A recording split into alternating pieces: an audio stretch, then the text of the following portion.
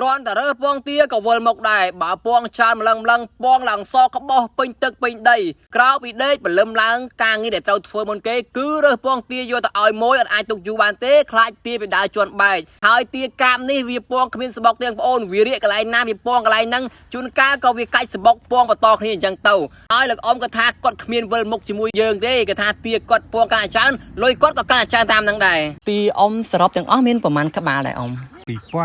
2000ក្បាលអ៊ំចិញ្ចឹមប្រមាណខែអ៊ំបានទាប៉ុណ្ណឹងណាអ៊ំទិញមេគេអូក៏ទិញមកធំស្រាប់ណាអ៊ំអូអញ្ចឹងយើងមិនមែនទិញកូនមកទូចយកចិញ្ចឹមឲ្យធំទេអត់ទេចុះអ៊ំក្នុងមួយថ្ងៃអ៊ំឲ្យចំណីវាប្រហែលដងដែរអ៊ំ2 ដងមួយថ្ងៃឲ្យ2 ដងឲ្យពេលស្មើណាខ្លះអ៊ំឲ្យព្រឹកហើយល្ងាចព្រឹកហើយនឹងល្ងាចចុះអ៊ំទាទាំងអស់នេះសុទ្ធតែកំពុងតែមានពងណាអ៊ំតែពងអស់ពងទាំងអស់ចុះអ៊ំព្រឹកឡើងគឺអ៊ំដើររើសពងវារាល់ថ្ងៃព្រលឹមឡើងយើងរើសអ៊ំព្រលឹមឡើងអ៊ំរើសច្រើនណាស់អ៊ំពងច្រើនណាស់ច្រើនដែរពងចុះក៏មុនពងច្រើនបាទចុះអ៊ំវាពងរាល់ថ្ងៃឬក៏វាពងចន្លោះថ្ងៃដែរអ៊ំហ្នឹងឯងពងមកព្រឹកថេប៉ុណ្ណឹងហ្មងពងរាល់ថ្ងៃអញ្ចឹងយើងរើសរាល់ថ្ងៃ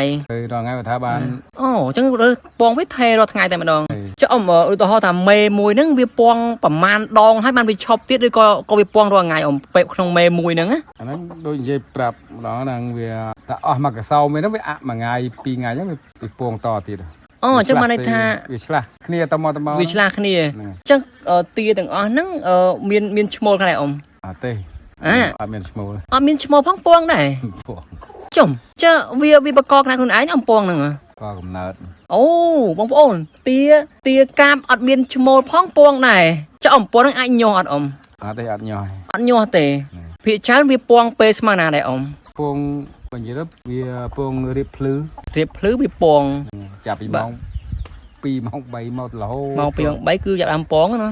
ហើយឃើញថាទារបស់អ៊ំគឺច្រើនមែនទែនរហូតដល់2000ក្បាលហើយពងអ្វីដែលសំខាន់គឺលឹមឡើងគឺយើងដឹងតែរើសពងហើយបងប្អូនហើយទាទាំងអស់នេះគឺមានពងដោយមិនចាំបាច់មានទាឈ្មោលបាទេបងប្អូនគឺវាបង្កកំណត់ឲ្យខ្លួនឯងក្នុងមួយមេទាមួយហ្នឹងក្នុងមួយពេលវាកំពុងតែពងហ្នឹងអាចបានប្រហែលជាប្រមាណគ្រាប់ដែរអ៊ំពងតែមួយគ្រាប់មួយថ្ងៃមួយគ្រាប់អត់ទេក្នុងមួយពេលវាអាក់ខានឧទាហរណ៍វាពងហើយវាអាក់មួយថ្ងៃ2ថ្ងៃហ្នឹងវាអាចបាន10ទៅ20គ្រាប់អត់អ៊ំអាហ្នឹងខ្ទង់ប្រហែលជា20គ្រាប់ក្នុងមេមួយក្នុងមួយកសោមហ្នឹងបាទមួយកសោមវាហ្នឹងហើយវាអាក់មួយថ្ងៃទៅហើយវាពងបន្តទៀតអូបងប្អូនឆ្លាស់ទៅមកហ្នឹងបាទអញ្ចឹងបានន័យថាទាទាំងអស់ហ្នឹងមិនមែនទម្លាក់ពងគ្រប់ក្បាលទាំងអស់ទេអត់ទេបាទចុះអ៊ំខ្ញុំឃើញ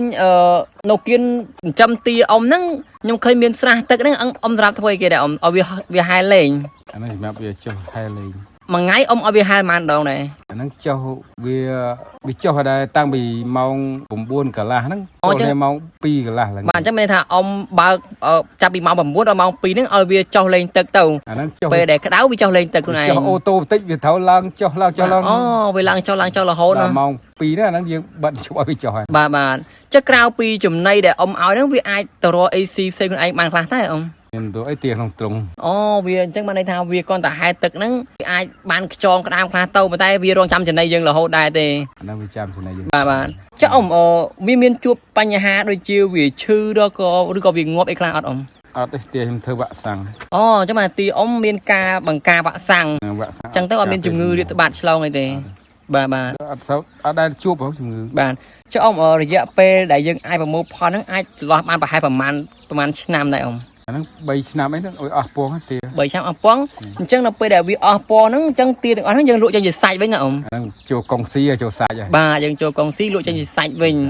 បាទចុះអ៊ំពងទាដែលអ៊ំលក់ចេញនេះអ៊ំអាចលក់ចេញបានមួយគ្រាប់ក្នុងមួយគ្រាប់តម្លៃប៉ុន្មានដែរអ៊ំកាលមុនបោះឲ្យគេបាន40ជាងឥឡូវចុះសោះសាក3940មានថាយើងថាបានចន្លោះពី3900ទៅដល់400ដែរហ្នឹងបាទអញ្ចឹងគឺយើងឃើញថាវាច្រើនគួរសមដែរខ្ញុំទិញមេគេតាំងពីខែ1មកបាទអូឃើញថាទាជុំពេញទឹកបងប្អូនតាំងខែ1វាឡើងខែពេលចូលខែ8ហើយបាទអញ្ចឹងអរគុណច្រើនលោកអ៊ំ